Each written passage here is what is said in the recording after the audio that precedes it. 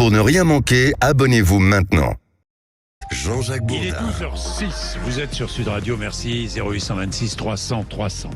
13% des enfants scolarisés présenteraient un trouble mental probable. Ce n'est pas moi qui le dis, c'est une étude de Santé publique France, étude très sérieuse auprès de 8000 écoliers, 400 écoles publiques et privées tirées au sort. Les enfants concernés ont entre 6 et 11 ans. Troubles anxieux et dépressifs, plus élevés chez les filles. Troubles du comportement, plus élevés chez les garçons. Pour regarder cette étude, nous sommes avec le docteur Frédéric Kochman, qui est pédopsychiatre à Lille. Bonjour. Bonjour, monsieur Bourdin. Merci beaucoup, docteur. La première chose, 13% des enfants scolarisés présenteraient un trouble mental probable. Ce chiffre de 13% vous surprend-il ? Non, il ne me surprend pas. Il correspond d'ailleurs aux chiffres que nous retrouvons dans différents pays européens. Effectivement, on estime à peu près qu'un enfant sur 7, ce qui est énorme quand on Oui. prend ces chiffres, présente une souffrance psychique et pour la plupart, ils ne sont pas pris en charge pour leur souffrance psychique. Voilà, ils ne sont pas pris en charge. Alors, cette étude épidémiologique est d'ampleur nationale sur la santé mentale des enfants. C'est la première en France. Première véritablement de cette grandeur-là, de cette importance-là. Et j'espère bien que cette étude, effectivement, qui est très fiable parce qu'elle se base sur des milliers de témoignages, va nous permettre de développer une politique de santé parce qu'on sait aujourd'hui que la souffrance psychique chez les jeunes est un enjeu majeur de santé publique. Si le jeune va mal, comment voulons-nous monter une société de futurs adultes qui géreront bien notre pays ? Quels sont les troubles rencontrés ? Vous les connaissez puisque vous les constatez dans votre cabinet. Quels sont les troubles rencontrés essentiellement parmi ces enfants de 6 à 11 ans ? Alors essentiellement pour les jeunes, il s'agit des troubles anxieux autour de l'anxiété scolaire, en particulier la phobie scolaire, en lien souvent avec du harcèlement scolaire. Nous avons aussi dans ce fait-là beaucoup d'états de stress post-traumatique de plus en plus, et également des troubles dépressifs et enfin ce que nous appelons dans le jargon des pédopsychiatres les TCA, c'est-à-dire troubles du comportement alimentaire, anorexie, boulimie, qui ont explosé en post-Covid. Oui, avec aussi troubles de l'attention, avec ou sans hyperactivité. Absolument, ça c'est aujourd'hui, on estime que c'est 3 à 5% des jeunes, c'est-à-dire 1 à 2 enfants par classe. Comment se fait-il que les troubles anxieux ou dépressifs soient plus élevés chez les filles que chez les garçons ? Chez les garçons, ce sont les troubles du comportement qui sont plus fréquents. Oui, mais en fait, beaucoup de troubles du comportement sont des façons d'exprimer une souffrance dépressive chez un garçon. C'est-à-dire qu'une fille va plus facilement avoir des symptômes de type tristesse, retrait social, isolement, tandis que le garçon va avoir des symptômes de type irritabilité, passage à l'acte, impulsivité.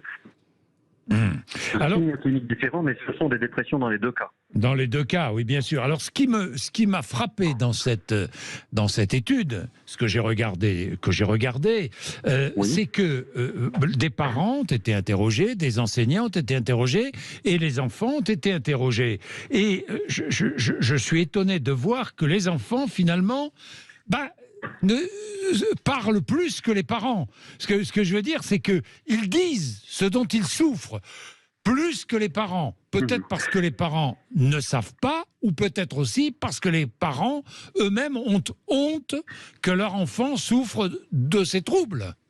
Il s'agit souvent aussi de déni des parents et qui est un phénomène constaté depuis longtemps.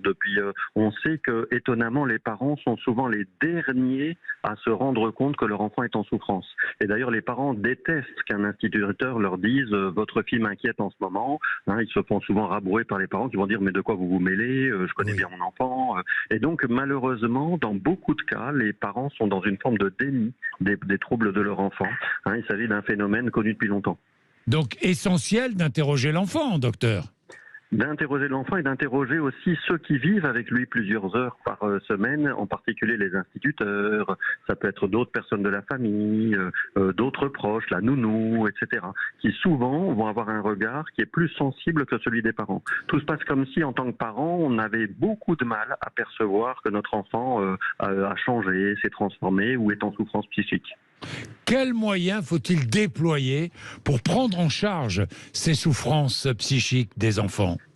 Alors les moyens déployés sont énormes et là on a un énorme problème dans notre pays. Vous savez que vous parlez à l'un des 600 pédopsychiatres survivants en France, Oui. pour 20 millions de jeunes. Vous vous rendez compte, on est très très très insuffisant. Aujourd'hui, si vous voulez prendre rendez-vous par exemple pour une de vos proches qui aurait des idées suicidaires aujourd'hui, dans un centre médico-psychologique, vous allez avoir 1 an d'attente.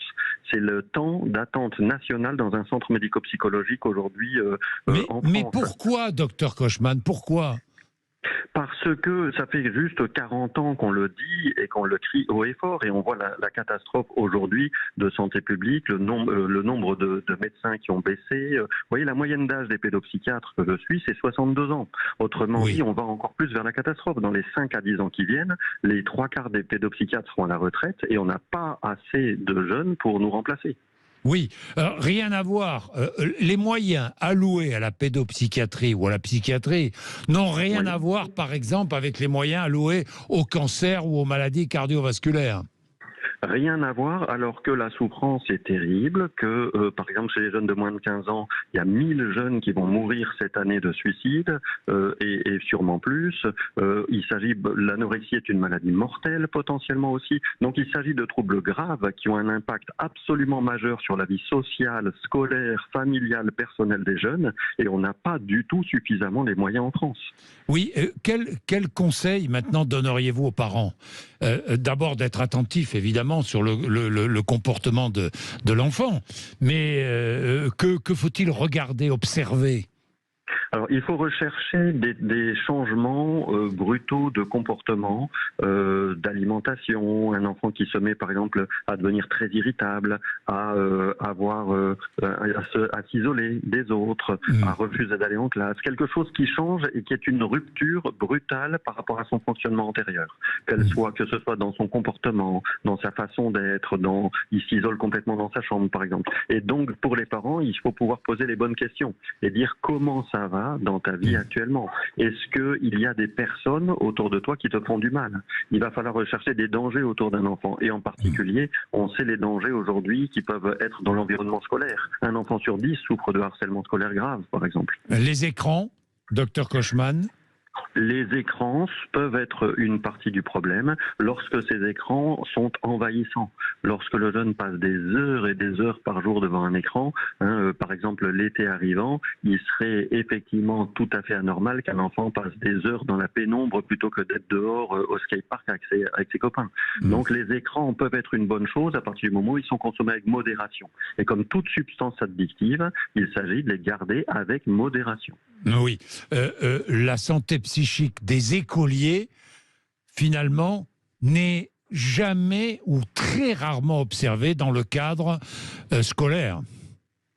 Oui, parce que dans notre fonctionnement scolaire, par exemple, la prise en charge du psychisme, de la souffrance psychique, n'a jamais été une priorité en santé publique depuis des générations. Contrairement, par exemple, aux pays anglo-saxons, où vous savez, par exemple, qu'aux États-Unis, prenons cet exemple, il y a des centres médico-psychologiques qui sont partie intégrante des écoles et on y va comme on va en cours. Donc on n'a pas du tout pris en compte cet état de souffrance psychique. Mais vous savez, il faudrait un Grenelle de la pédopsychiatrie en France et de la psychiatrie tout court. Les centres médico-psychologiques, qui sont 90% des lieux de consultation, ont été créés en post-68, en post-mai 68.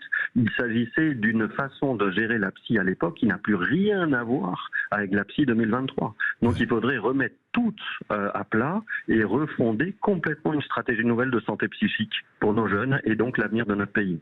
Merci docteur Kochman, merci pédopsychiatre à Lille. Merci beaucoup, c'était passionnant, 12h15.